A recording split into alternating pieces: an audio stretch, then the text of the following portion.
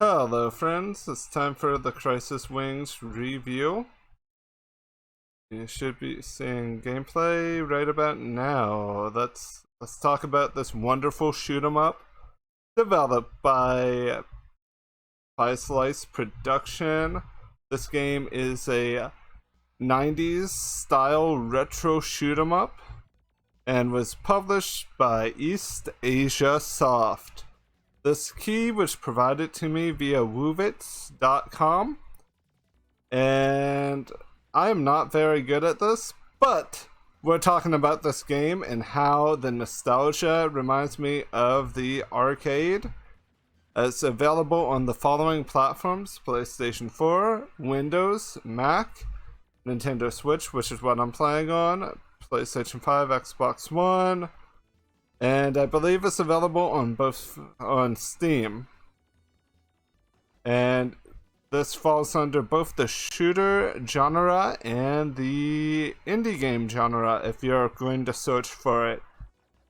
Gameplay is very fun, very addicting.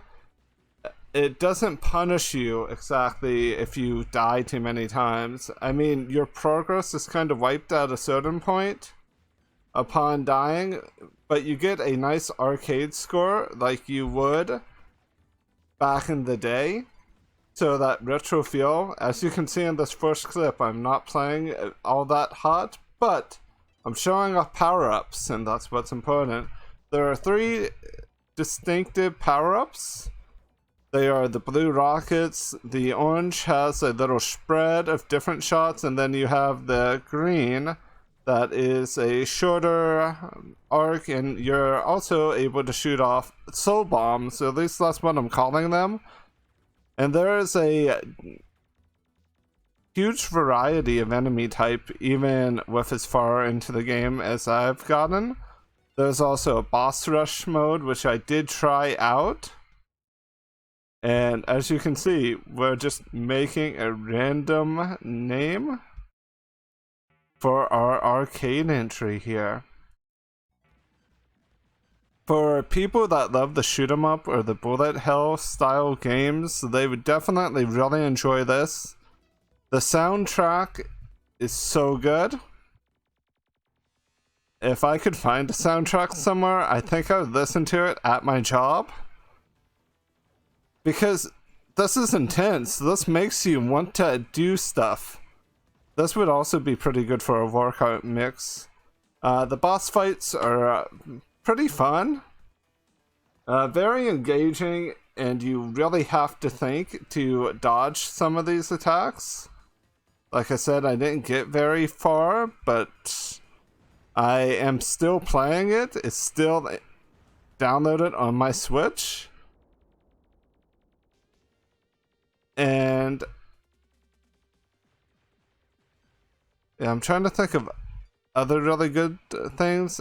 I believe the languages available are English, Spanish, Japanese, and I believe Dutch. Not 100% sure on that, because I don't think I opened the language selection screen but 1 or 2 times, or the settings. The controls are really easy and very responsive, so if you're not used to this type of genre, it's easy to start learning. The last time I played a shoot 'em up or a bullet hell style game was probably 5 years ago, or a little longer than that. So to me, it took me a little while to get back into things of being okay or meh at this style of game. But it really does encourage you to continue trying until you are able to get past that part of the stage, or the next part, and the next part, and the next part. And there's a lot of indie charm within the game. Listen to the soundtrack, it's just so charming. The gameplay is very fluid, and the general feel of everything is just so nice that you're just kind of vibing while you're playing. I do know that people who are good at bullet hell might not, or who are good at these shoot 'em up style games might not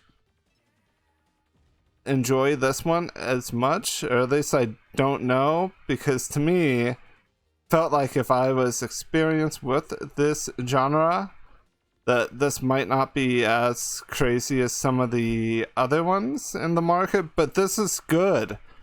This is a very well developed game, and I kind of like the fact that you have to enter a code to continue. And I want to say, with all things considered, I give this a 4 out of 5 spaceships. Crisis Core is worth what it's going for on the eShop, the PlayStation Store, the Xbox Store, the Microsoft Store, and Steam. This game is definitely one that if you're interested in bullet hell or shoot 'em up, if you're a veteran, a new player, or someone just looking for some short burst gameplay, this is something I would recommend.